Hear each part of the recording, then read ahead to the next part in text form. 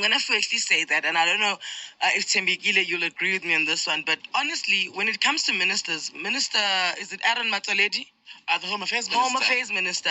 Do you know what a friend of mine pointed out, and then I went and researched it, is that every time he's given a portfolio, he really does his best to be well versed in it, right? I was watching even an interview where it was talking about this whole Thabo Bester and Dr. Nandipa thing, and he just, you talk to ministers where you're like, way, yeah, this is a fly-by-night, and you've got the handbook somewhere close by. Yeah, you got a one-pager. But with him, it's just like, it's very rare in this country where you listen to a minister speak about their portfolio and they're teaching you something. No, they know what they're talking about. So, put a pin in that. Right. That I'm giving him a high five for that.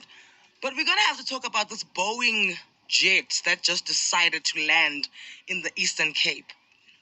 A foreign national built himself a runway in the Eastern Cape. Built himself a runway. Look, it's the Bishop Airport, right? But it's been barren, dead. It hasn't been used. So he upgraded it so that he can land a Boeing, because a Boeing can't land in PE. And I think it can land in East London. I think that runway is long enough. But PE, we can't take a Boeing on there, right? Okay. So he upgraded his own airport, flew himself in his Boeing with 500 of his passengers who are not South Africans. So they don't have the documentation where you can just waltz into the country and things are fine. And not landing at OR to clear customs and immigration, not landing at Lanseria, not landing in Durban, not landing in Cape Town, where these are the airports where you land to declare yourself that I am now coming into South Africa. Hello, I'm here. There's a customs office at those airports. That's what. Yes. Yeah. No, landed his own jet with 500 of his guests going to his resort. Hi, South Africa is nice, guys, if that is the case that we are doing here. This is the president of the UAE, ruler of Abu Dhabi, Sheikh Mohamed bin Zayed Al Nahyan, and his family. They've landed. They're in the Eastern Cape, arrived on Wednesday. It's a 20 million rand runway, by the way. He built with his own money, according to News 24. This is wild. Yay! Also, and we've got mixed feelings here about the UAE because they didn't hand over the Guptas. So it's a bit This is what I was going to say. Yes, of course, because this reminds me of the Waterkloof airport scandal, where the Guptas themselves just landed because, we're popping off to Sun City. I remember that's what this reminded me of, that jet that landed at Waterkloof. Then the whole family went off to Sun City. I remember. Guys, our kids are not going to have anything left of this country if we allow things like this to happen and think that it's okay. This country is being sold off piece by piece. And I'm not an alarmist on any level, but this story, because who are you landing? How do we know?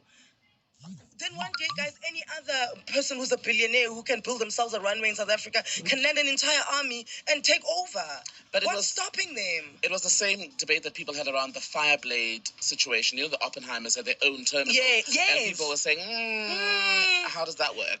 And I mean, looking at these documentaries on Al Jazeera with this gold mafia or whatever, you can take anything in and out of the country if that's what you can do. Because who's searching that plane? Yeah, no one's checking. How do we know what you're bringing in?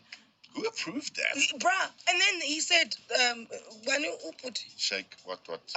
The ruler of Abu Dhabi. He said that, your Home Affairs office can come in and check us in when we land on at my runway.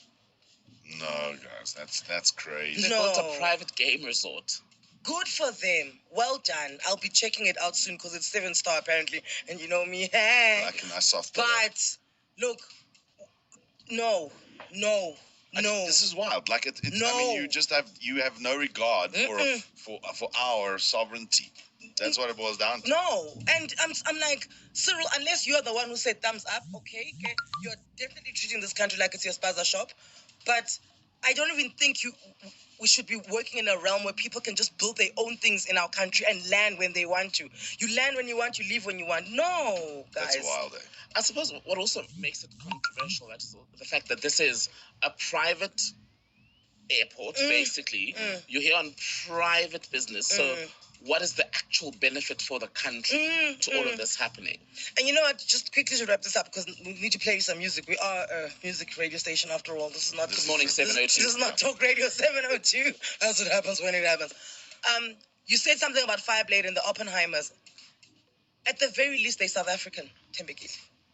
At the very least, they are South African. You cannot just have anyone from around the world doing what they want to do in your country, coming in and out as they please. Because at the very least with the Oppenheimers, they've got a South African passport, so there is accountability on where we find them and what we hold them accountable to. We don't know these people that landed. We don't know. We don't know. And will we ever know? No, never. Guys, I'm coming to that resort, though, just for research purposes, of course. Anele and